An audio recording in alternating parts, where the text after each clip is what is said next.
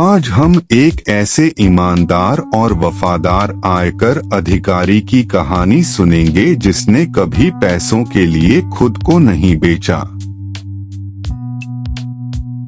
वह अपने कर्तव्य को सही तरीके से निभाने के लिए अपनी जान देने से भी नहीं हिचकिचाता। फिल्म के अंत में एक खास आकर्षण है जो आपका सिर घुमा देगा।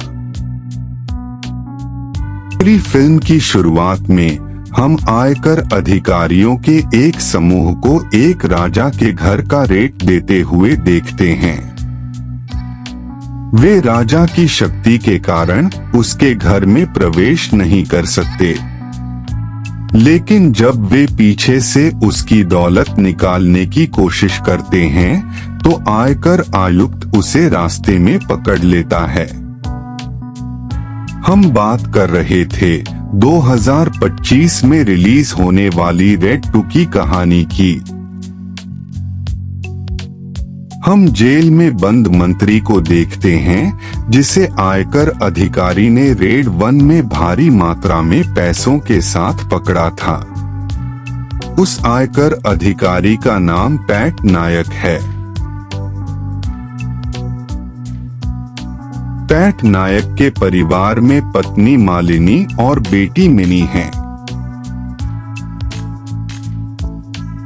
अब तक पैट नायक का 74 बार तबादला हो चुका है। वह उस क्षेत्र के राजनीतिक नेता दादा भाई से मिले। पैट नायक ने दादा भाई के बारे में पूछताछ शुरू की और उनके बारे में सब कुछ देखने के लिए इधर उधर घूमने लगे। दादा भाई एक आम आदमी थे जो उस क्षेत्र में सभी की मदद करते थे। एक बार स्थानीय लोगों ने दादा भाई से चुनाव लड़ने के लिए कहा। दादा भाई गृह मंत्री के पास गए, लेकिन उन्हें बहुत अपमानित किया गया और बाहर निकाल दिया गया। फिर दादा भाई स्वतंत्र चुनाव में खड़े हुए और स्थानीय लोगों के समर्थन से चुने गए।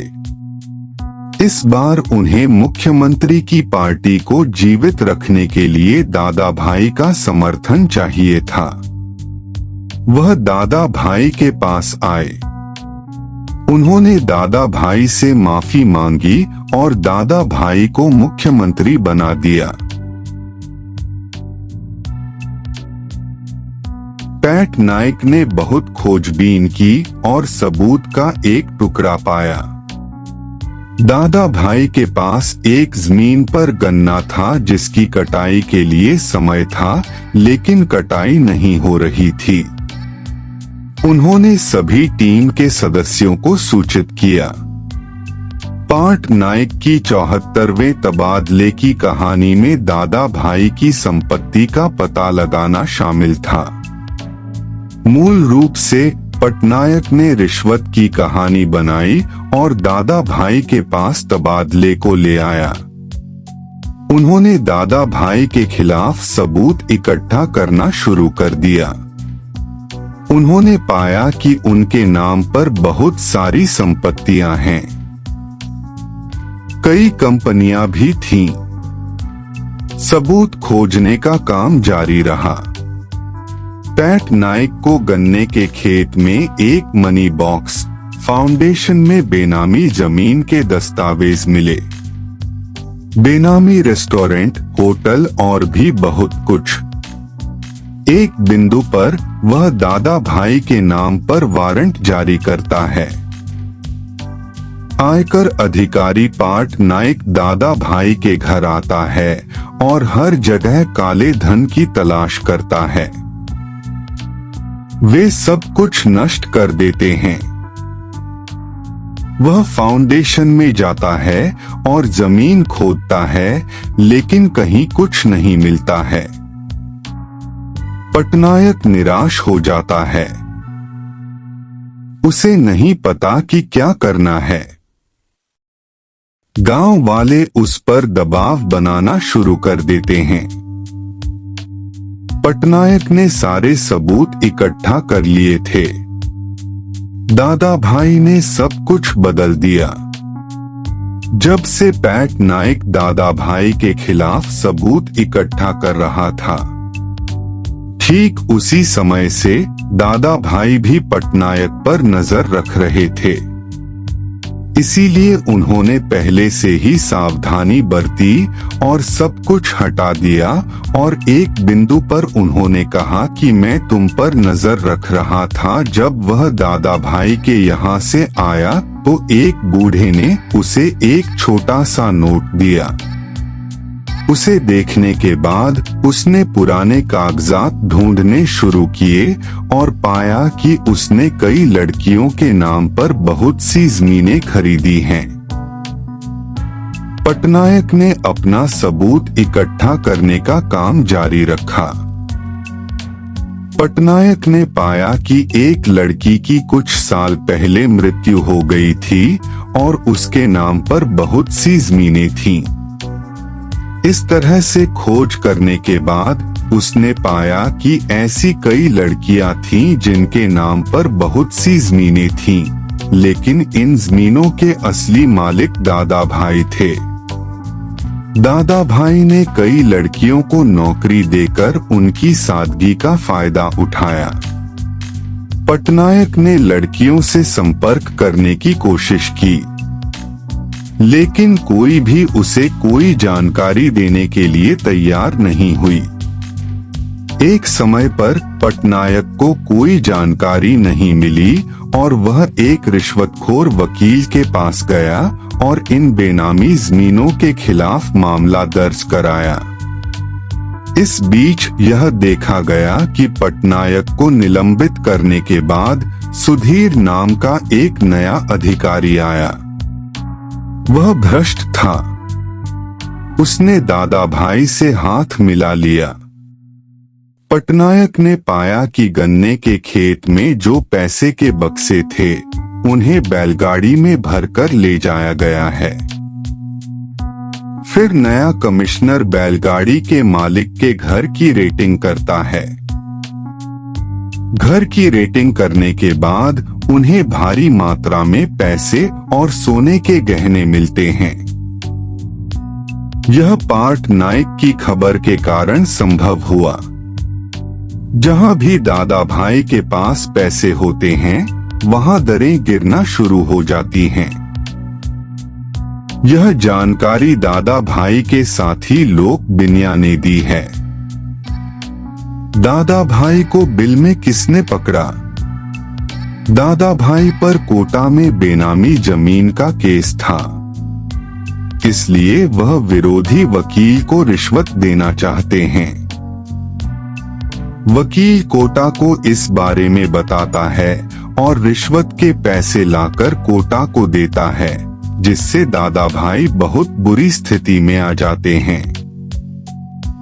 सुधीर नाम का नया इनकम टैक्स कमिश्नर दादा भाई से कहता है कि दादा भाई के पास पैसा कहाँ है, यह बताओ या वहां से हटा दो, क्योंकि ऊपर से पूरे इलाके में छापेमारी का आदेश आया है। इस बीच पटनायक निलंबन हटाने के लिए मनी लॉन्ड्रिंग के सारे सबूत उच्च अधिकारियों को दिखाते हैं और वह कहते हैं कि मेरा निलंबन हटाओ। दादा भाई के पास बहुत सारा सोना है जिसे मैं जब्त करना चाहता हूं और अगर मैं नहीं कर पाया तो यह मेरे करियर की आखिरी छापेमारी होगी। दादा भाई और पार्टनर आखिरी बार बात करते हैं। सुधीर के कहे अनुसार दादा भाई अपना सारा रुपया पैसा एक होटल में ले आते हैं और सुधीर उनका हिसाब रखता है।